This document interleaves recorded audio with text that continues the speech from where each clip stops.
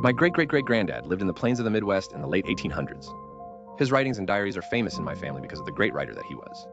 Through his accounts, we saw what his life was like back then. Most of his writings have to do with his days on the farm, stories that he had written, poems, his days in the military, and the like. However, my great-great-great-grandfather was the man of the house at an early age, around 7 and 8, because of an incident involving his father. Now, he kept journals all through his life, and we think one of his earliest ones has some clues as to what happened. This is the most famous story in my family. I have written it word for word as best I can. July 5th, 1886. The summer nights are getting hotter and hotter. It seems most days we was almost sweating ourselves to death. Pa's crops aren't doing so good right now. Pa says it's because we ain't getting hardly no rain. Last night I was scared. Out in the tall grass, I saw it again. I don't know if it saw me or not, but I reckon it wasn't looking for me anyhow. It was always going after the hounds. I know Pa saw it too. He doesn't know I seen it. July 8th, 1886.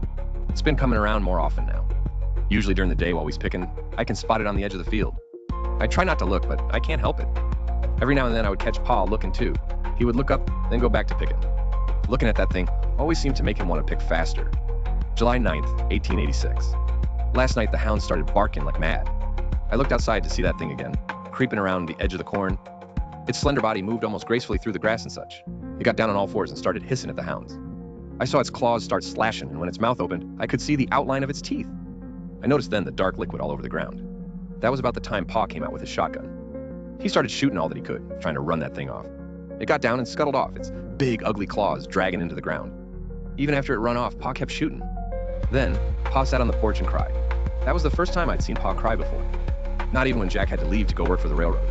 I felt bad for Pa. July 12th, 1886. The hounds have been going missing one by one. Every night I see that pale thing out in the clearing, its bony arms and long claws, dragging off another one of our dogs. First it took Abe, then it got Mabel. When it came for Werner, he put up a fight.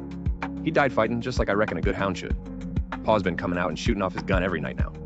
Oh, coyotes, he says. We ain't been picking too much no more. He doesn't let me or any of the young uns go out really anywhere. One night I caught that creature standing in front of the door. I looked out of my window and saw the side of it there. It looked at me but didn't move. I got a cold feeling when it did that. I hunched down under my window so I couldn't see it no more. I still felt it watching me. I decided I was going to peek again, and when I did, it was right in front of my window. Its black eyes looked black as the night. I screamed real loud, and Pa got up and ran outside. He was staring down the barrel at that thing, and he didn't hesitate to put both barrels on it, while it was backing away from the window. It knocked it down, but it just ran off, leaving a trail of its black blood. Pa cried again.